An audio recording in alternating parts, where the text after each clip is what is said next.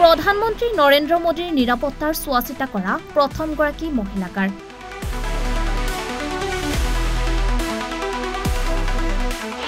প্ৰধানমন্ত্ৰীৰ খোজত খোজ মিলাইছে উত্তৰ পূবৰ এগৰাকী যুৱতী।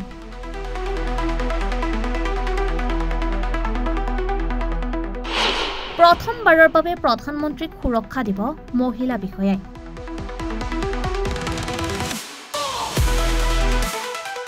যুক্তৰাজ্য ভ্ৰমণৰ সময়ত প্ৰধানমন্ত্ৰী নৰেন্দ্ৰ মোদীৰ কাষত শক্তিশালীভাৱে থিয় হৈ থকা এগৰাকী মহিলাৰ ফটোৱে সকলোৰে দৃষ্টি আকৰ্ষণ কৰিছিল।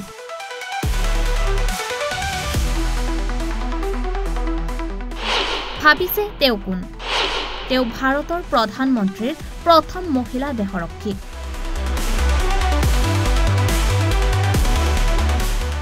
শেহতীয়াকৈ প্ৰধানমন্ত্ৰী নৰেন্দ্ৰ মোদীৰ যুক্তৰাজ্য ভ্ৰমণৰ সময়ত আদাসু কাপেছাৰ ফটোত লক্ষ্যদীয় হৈ নাথাকিল।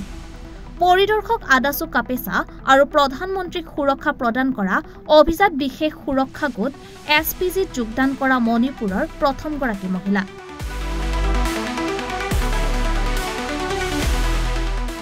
আদাসু কাপেছা সশস্ত্ৰ সীমাবল SSBৰ আৰু পিথোৰাগড়ত 55 নং বেটেলিয়নৰ সৈতে সেৱা আগবঢ়াইছিল।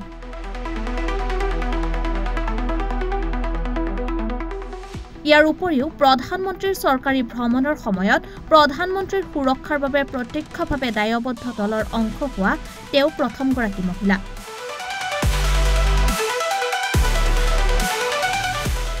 মহিলাসকলে নিজৰ নিষ্ঠা আৰু দক্ষতাৰে বৃহত্তৰ কাম অৰ্জন কৰিব পাৰে আৰু ইতিহাস ৰচনা কৰিব পাৰে। তাৰ এক ডাঙৰ উদাহৰণ আদাসু কাপেছা।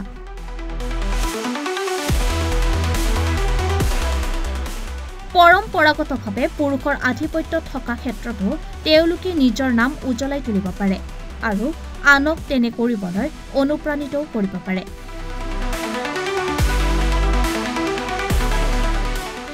News desk report ৰিপাব্লিকানী।